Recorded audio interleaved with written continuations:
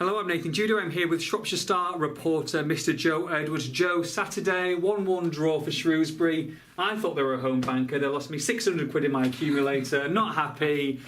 What's going on? They can't win, can they? Can't win. No, it's not going right at the moment. And Paul Hurst has made a few changes to the team as of late. Abo Isa being one coming in on Saturday. And in fairness, getting himself a goal and get this right. He scores in the 13th minute. His older brother, Mo Isa.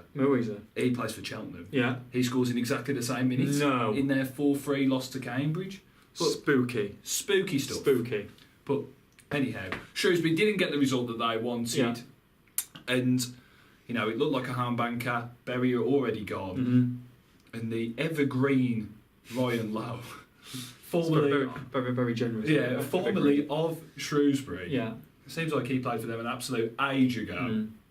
Well, he did really, but he comes and gets the goal, and it's a really bitter pill to swallow.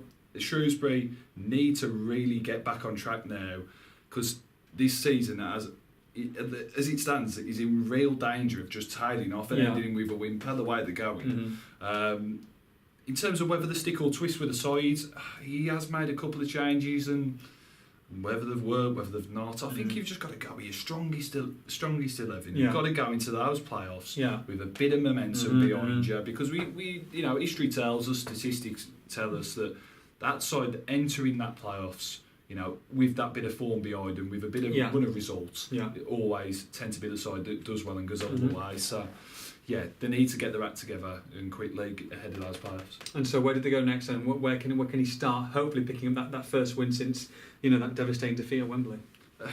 You want the next game? Yeah. The next game has got to be the one that you go out and get those 3 points. These last couple of games now, they've got to be targeting maximum points. Okay. 6 points, you know, is what you want for your next couple of games. They've got to start getting back into that winning groove. And players want to hopefully show Paul Hurst that they're worthy of getting into these semi-finals of the playoffs and getting the starting lineup. That's it. This dip in form, it's from me, you know, looking from the outside looking in, seems to coincide with the injury to Abu Agogo.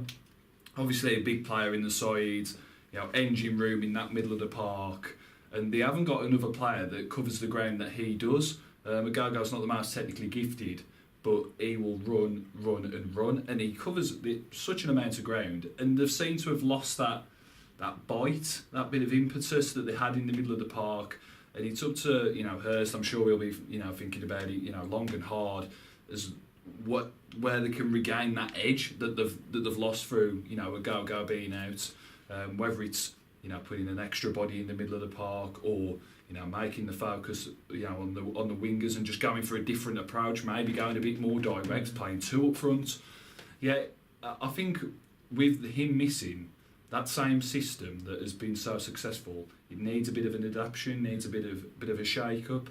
So that's something that Hurst will be mulling over. But as we say, they've got to get winning games again, as we say, go into those playoffs with a bit of momentum.